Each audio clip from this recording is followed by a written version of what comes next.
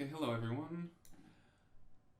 So I'm making this video tutorial today so that I can show you a couple of more advanced techniques. I sent an MIO earlier yesterday asking whether you had any specific things you wanted me to go over, and I received a couple responses. So I'm going to go over those things in this tutorial so that you can be able to use these techniques in your posters. They're not super complicated. They're very, very simple. Right now I don't have it's not sized like a poster, but one of the things was trying to blending an image more smoothly into a background. This is called feathering. And the other thing was someone asked on how to kind of get a blood splatter effect onto something and removing the white background from the blood splatter. These are two very simple things, so I'm going to go over them pretty quickly in here, step by step, so you can be able to use these tech tools and techniques in your posters. So I have a Photoshop project open here, and we're going to start with the feathering.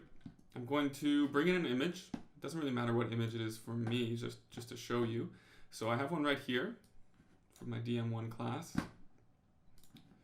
So I'm just going to make it smaller so we can see the feathering more clearly. I'm going to put it right in the middle there.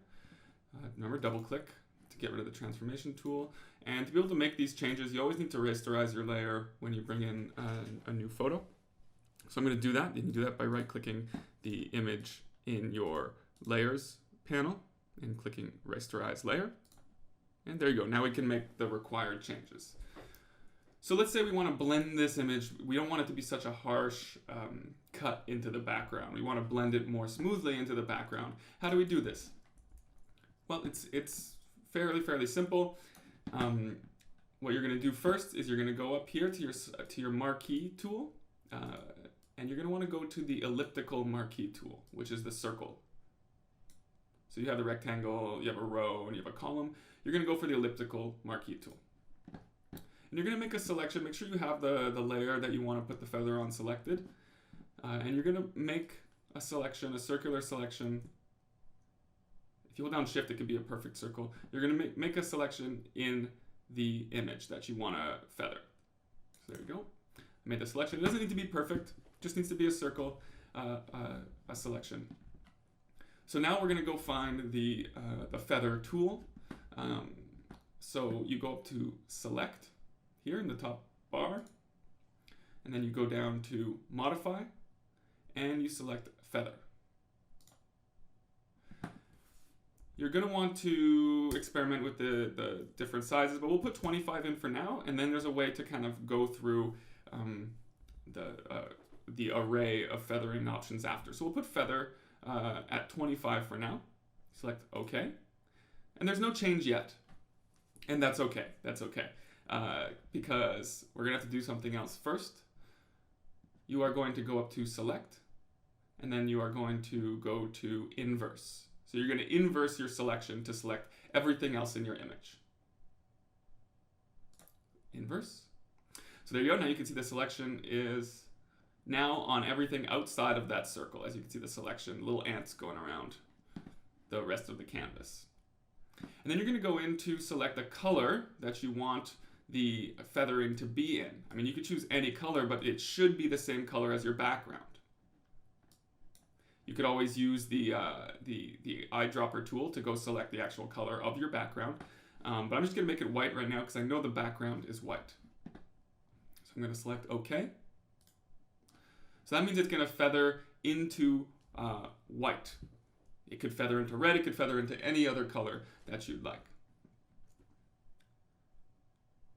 And so then, following this, you are going to press, you're going to keep this selection on, and you're going to select Alt, Delete, or Alt and Backspace. And there you go. Now we have a nice feathered image, just like so. Right now it's circular. And if I press Alt and Delete again, you can make the feather even stronger. So that we can have this circular feather into the background. Let's undo that. See how far we can and go. Okay. Because I'd like to show you how to possibly get it to be less of an intense feather, and that's possible as well. So remember to have your layer selected, and then make your circular, here I'll deselect and I'll start from scratch. Have your circular selection with your marquee tool, and then you are going to go to select, modify feather, and now let's put this at 200. Let's start off at 200. Okay? So you see the selection actually gets a little smaller because it's going to prepare the rest of the image for the feather. And then you go up to select, inverse, you inverse the selection, change your color, I'll keep it at white, and you press Option or Alt and delete, or Alt and backspace, and there you go. Because the number was higher, the feather is actually a bit wider now, so you actually still get the bounds of the image. And now if I press Option or Alt and delete or backspace, I'm going between Windows and Mac right now, you could change the intensity of the feather. And so now it blends into the background.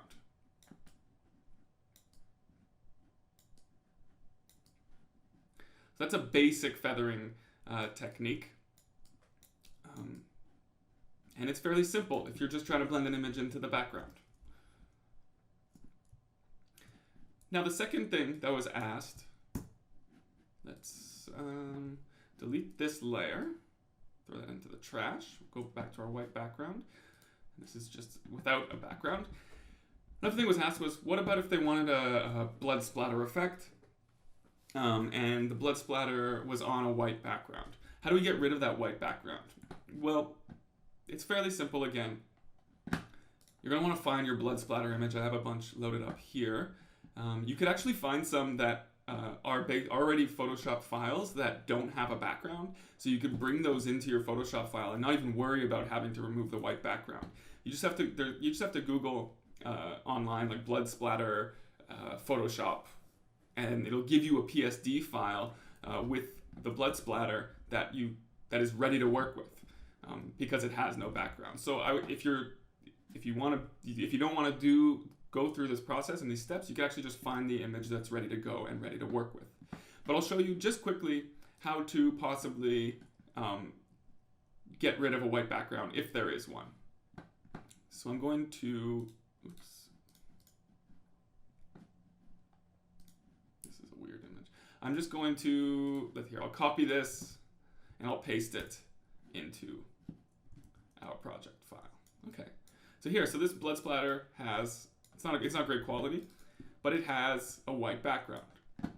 So to remove a background from an image, and this goes for any image that you're working with, not just blood, there's a really handy tool, and it is called, I always, for some reason, lose it for whatever reason. It is called the Magic Wand tool, and it's 4 tools down. It's another selection tool, but it's right here. It's called the Magic Wand tool. And what this does is it will select a color in your image. It'll make a selection of a color, of a shade, or lightness or darkness. It'll make a selection of that color throughout the entire image when you click. And so let's say we want to select all of the white and delete all of the white or most of the white. All we would have to do with this Magic Wand tool is click in the white section of this layer. And you see, it makes a selection all around the blood. If I were to zoom in, you'd see that, you see, the selection is selecting everything outside of the red portion of your image. Now you see it's not really getting the stuff around it, so you could change the tolerance.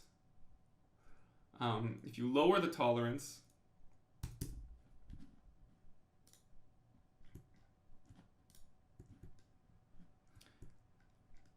it will be a little bit more forgiving with what it selects, with the shading and the amount of white in the selection that it'll actually select.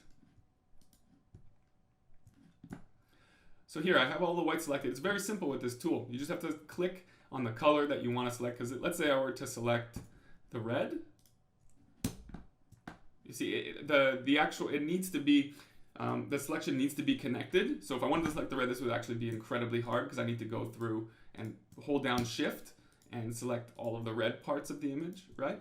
Which would be super tedious. But for the white, it's very simple because the white is not connected. The white is connected throughout the image. So I would select the white portions of the image, and then I would just press delete. And there we go. We have our blood splatter without a white background. So again, I'll go back. You go down to your magic wand tool. If it's on the object selection tool, you'll have to hold down and click and then go down to magic wand. You select the white.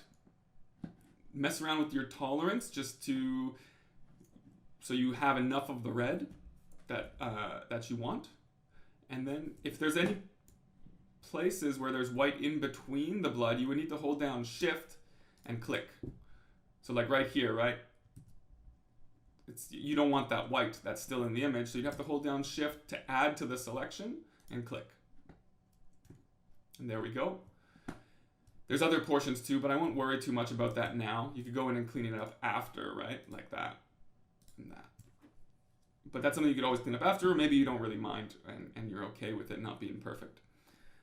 So I have the white selected. I pressed delete or backspace, and there you go. You have your blood splatter that can be placed on a hand or a face or whatever to give you that effect without a background. Okay, so I'm going to show you one more thing that is related to feathering, and that's how to kind of blend two images together smoothly to get rid of the harsh cut or transition in between the two.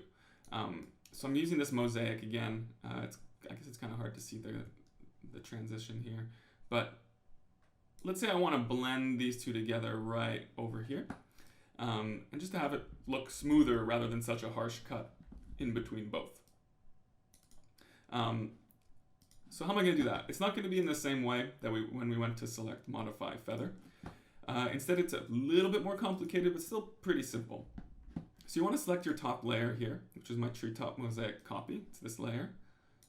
And we're going to go down to the bottom of the layers panel right here. And we're going to add a layer mask. So here we have this mask that we can work off of rather than working directly off the image. And you're going to want to select that mask. Make sure you have that selected and not the image. Now we're going to go to the gradient tool. Now where's that? It's in your toolbar. You go down right here. It's right above the blur tool. You got your gradient tool. You can also just press G. And you're going to go up here to change the parameters of your gradient tool.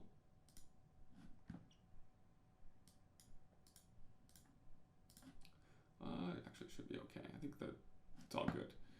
And then you're going to go to the transition, where the transition is, right? So it's right here. It's hard to see because there's so much color. And then you're going to take your gradient tool and you're going to drag it in the direction that you want there to be a feather or a transition towards the other image. And there you go. See, I dragged it and it made the transition between both images a little bit smoother.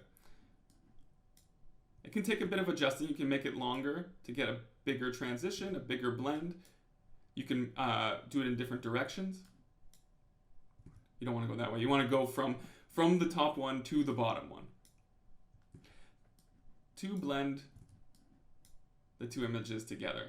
It's fairly simple, and it can take a bit of adjusting to get it exactly how you want. The smaller the transition, the less of the rest of the image that there will be a feather over. But it's a fairly simple tool to use, and it's helpful when you maybe want to blend kind of like two faces together or something like that. But remember to do that, we'll delete the layer mask. So to do this, remember you have to select your top layer, you have to create your layer mask, and then you got to go down to the gradient tool and just drag the line over where you want there to be a gradient or a feather. And again, you can always just undo that and keep playing with it until you have it the way that you want. So simple.